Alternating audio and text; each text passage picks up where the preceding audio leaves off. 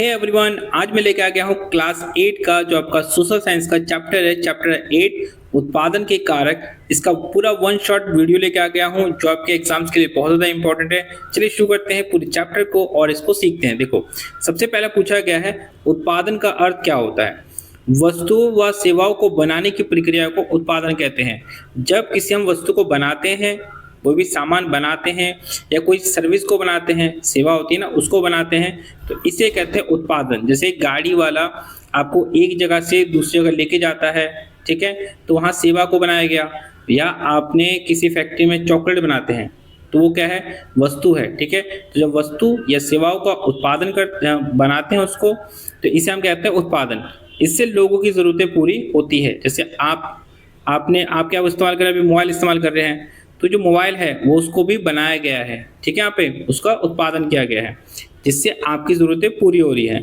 किसान द्वारा गेहूं उगाना भी क्या है, एक तरह का उत्पादन है।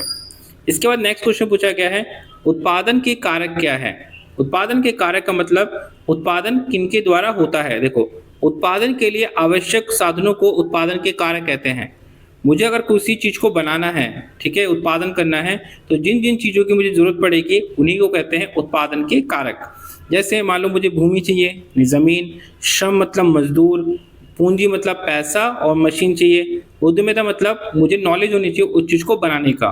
तो ये सब चीज़ें होती है उत्पादन के कारक, ठीक है। जैसे अगर जो खेती बाड़ी करनी है तो मुझे चाहिए खेत, मजदूर, मशीन और किसान में भी तो ज्ञान होना चाहिए कैसे उगाते हैं।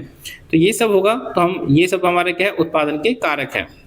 इसके बाद पूछा गया है व्यवसाय का क्या अर्थ होता है। व्यवसाय का मतलब क्या है। देखो, लाभ कमाने के लिए वस्तुओं या सेवाओं को खरीदने और बेचने को हम क्या कहते हैं, व्यवसाय कहते हैं।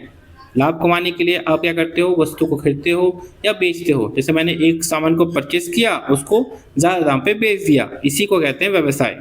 फिर इसके बाद अगला क्वेश्चन क्या पूछा गया, देखो पूछा गया है कौशल का अर्थ क्या होता है। कौशल का मतलब क्या है, किसी काम को सही और अच्छी तरीके से करने की योग्यता को कौशल कहते हैं। अगर मैं कोई काम ढंग से कर सकता हूँ, ठीक है, उसको बढ़िया तरीके से कर सकता हूँ, तो ये क्या है, मेरा कौशल है। इसे इंग्लिश में स्किल भी कहते हैं। जैसे बढ़ई होता है, उसको बहुत अच्छा चेयर या कोई फर्नीचर बनाना आता है ना लकड़ी से, तो ये उसका क्या है, कौशल है, ठीक है। इसके बाद अगला क्वेश्चन क्या पूछा है, देखो उत्पादन के कारकों को किन वर्गों में बांटा गया है। उत्पादन के जो कारक होते हैं, उत्पादन के कारक जिससे उत्पादन हम करते हैं, तो उनको किन वर्गों में बांटा गया है। तो उसको बांटा गया है भूमि में, श्रम में, पूंजी में और उद्यमी में। उद्यमी का मतलब होता है नॉलेज। आप में नॉलेज होना चाहिए किसी भी चीज़ को कैसे बनाया जाता है। इसके बाद आपसे पूछा गया है श्रम का क्या अर्थ है, श्रम का मतलब क्या है। तो देखो, श्रम का मतलब क्या होता है। श्रम का मतलब होता है किसी काम को करने में लगाया गया शारीरिक या मानसिक प्रयास को श्रम कहते हैं। किसी काम को, जैसे मान लीजिए आप क्या करते हैं, आप कोई चीज़ बनाते हैं, जैसे मान लीजिए आप चेयर बना रहे हैं, ठीक है, तो उसको अपने हाथों का इस्तेमाल करके तो बनाओगे, ठीक है, तो इसे कहते हैं शारीरिक बल, ठीक है यहाँ पे। या आप क्या करते हो, आप किसी चीज़ का हिसाब किताब करते हो, ठीक है, यहाँ पे तो लिखते हो, तो वो भी क्या है आपका, वो मानसिक। तो जब शारीरिक या मानसिक कोई भी अगर काम अगर करते हो आप, तो उसे हम कहते हैं श्रम। जैसे मजदूर है, वो कोई बिल्डिंग बना रहा है, तो वो क्या कर रहा है, श्रम कर रहा है। इसके बाद मानव पूंजी का क्या अर्थ होता है। देखो, किसी भी व्यक्ति में अगर शिक्षा है, वो एजुकेटेड है, या कोई ज्ञान है, या कोई कौशल है, कौशल मतलब कोई काम करने की नॉलेज उसके पास, तो वो व्यक्ति जो है हमारा मानव पूंजी है। वो व्यक्ति क्या है, मानव पूंजी। जैसे आपके स्कूल के टीचर है, उनके पास ज्ञान है, ठीक है, वो दूसरे बच्चों को पढ़ा सकते हैं, तो वो क्या है, हमारे लिए मानव पूंजी है, ठीक है। यहाँ पे कोई भी पढ़ा लिखा व्यक्ति होता है, कुशल व्यक्ति होता है, वो हमारा क्या होता है, मानव पूंजी होता है, ठीक है यहाँ पे। फिर हमारा पूछा गया है प्रशिक्षण का अर्थ क्या होता है। प्रशिक्षण का मतलब क्या है, किसी काम को अच्छी तरह से करने की दी जाने वाली शिक्षा और अभ्यास को प्रशिक्षण कहते हैं।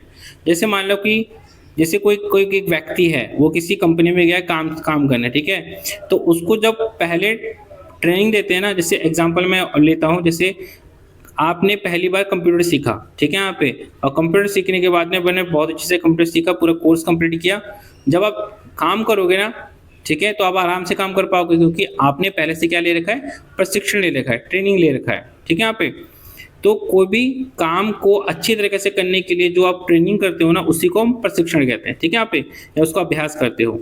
इसके बाद पूछा गया है आपका संज्ञानात्मक का अर्थ क्या होता है। संज्ञानात्मक का अर्थ होता है सोचने, समझने और सीखने की क्षमता को। अगर आप सोच सकते हो, समझ सकते हो या कोई चीज़ सीख सकते हो आसानी से, तो ये क्या होता है हमारा संज्ञानात्मक, इसे कहते हैं। ठीक है, संज्ञानात्मक क्षमता होती है आपकी। जैसे मान लो कि आप किसी प्रश्न को उत्तर दे सकते हो, तो ये आप में क्या है, संज्ञानात्मक है। ठीक है, इसके बाद आपसे पूछा गया है उत्पादकता का अर्थ क्या होता है। एक तय समय में किया गया उत्पादन की मात्रा को उत्पादकता कहते हैं। एक मजदूर है, मान लो वो एक दिन में 10 कुर्सी बना सकता है, तो ये उस व्यक्ति की क्या है, उस मजदूर की उत्पादकता है। एक मशीन जो है एक दिन में 100 बोतल बना सकती है। ठीक है, तो वो ये उस मशीन की उत्पादकता है। ठीक है, फिर इसके बाद पूछा गया है वयस्क साक्षरता दर क्या है। देखो, वयस्क साक्षरता का मतलब होता है 15 वर्ष या उससे अधिक आयु के लोगों में पढ़ने और लिखने वाले लोगों का प्रतिशत, उसे कहते हैं वयस्क साक्षरता दर। 15 साल या उससे ऊपर के आयु के जितने भी लोग हैं ना, उनका मैं कुल जनसंख्या में से प्रतिशत निकाल लूँ। ठीक है, वो मेरा क्या कहलाएगा, वयस्क साक्षरता दर, जिनको पढ़ना लिखना आता है। ठीक है, जैसे मान लो कि 100 लोग हैं, एग्जाम्पल लेते हैं 100 लोगों में से 80 लोगों को पढ़ना लिखना आता है, तो पूरा जो साक्षरता दर होगी क्या होगी, 80% होगी। ठीक है, यहाँ पे इसके बाद आपसे पूछा गया है, क्वेश्चन है कि जनानकीय लाभांश का अर्थ क्या है। जनानकीय लाभांश का मतलब होता है जब किसी देश में काम करने वाले उम्र लोगों की संख्या, मतलब देखो कोई एक देश है जहाँ पे काम करने वाले लोगों की संख्या ज़्यादा है, ऐसे लोग जो काम कर सकते हैं, ठीक है, यहाँ पे उनकी संख्या ज़्यादा है, तो ऐसी उम्र के लोगों को हम क्या कहते हैं, जनानकीय लाभांश कहते हैं। ठीक है, यहाँ पे पूंजी का अर्थ क्या होता है। पूंजी का अर्थ क्या होता है, देखो उत्पादन में उपयोग होने वाले धन, मशीन, औजार, ठीक है, ये सभी क्या है, हमारे पूंजी कहते हैं। आप कोई सामान बनाना चाहते हो तो उसमें आपको पैसा लगाना पड़ेगा, मशीन है, औजार लगाना पड़ता है, ठीक है, या बिल्डिंग होती है, ये सब आपका क्या होता है, पूंजी होता है। ठीक है, याद रखिएगा। फिर आता है ब्याज का मतलब क्या होता है। देखो ब्याज, आपने किसी से पैसा उधार लिया और उधार देने के बदले में आपको थोड़ा पैसा एक्स्ट्रा देना पड़ता है, वापस करना पड़ता है। आपने 1000 रुपये लिया, ठीक है, और उसको 1 महीने के बाद आपको कितना वापस करोगे, 1100 रुपये वापस करोगे, मान लो एग्जाम्पल में, तो आप जो 100 रुपये एक्स्ट्रा दे रहे हो ना, इसे कहते हैं ब्याज। ठीक है, आपने सुना भी होगा। फिर आता है, आपसे पूछा गया है लाभांश का अर्थ क्या है। लाभांश का मतलब क्या है, कोई अगर व्यक्ति है, ठीक है, वो किसी कंपनी का शेयर परचेज कर लेता है, हिस्सा परचेज कर लेता है, खरीद लेता है, तो खरीदने के बाद में अगर कंपनी को फायदा होता है ना, तो जितना मैंने उस व्यक्ति ने जितना क्या खरीदा होगा, हिस्सा परचेज किया होगा, खरीदा होगा, जितना शेयर खरीदा होगा, उसको उसी के आधार पर लाभांश और क्या मिलता है, प्रॉफिट मिलता है, यानी लाभ मिलता है। इसी को हम लाभांश कहते हैं। ठीक है, यहाँ पे तो दोस्तों मैंने आपको 15 क्वेश्चन जो इंपॉर्टेंट क्वेश्चन है या मैं आपको समझा दिए पूरे। इसमें और भी क्वेश्चन है जो मैं आपको पीडीएफ में दे दूंगा। अगर आपको समझ में नहीं आता तो कमेंट में बोल सकते हैं, तो ये पूरी बाकी क्वेश्चन भी आपको मैं समझा दूंगा। और इसका जो पीडीएफ है आपको नीचे मिल जाएगा। अगर आपको किसी भी चैप्टर का नोट्स चाहिए आप बोलिएगा, मैं आपको प्रोवाइड कर दूंगा। और अभी के लिए थैंक्स फॉर वॉचिंग।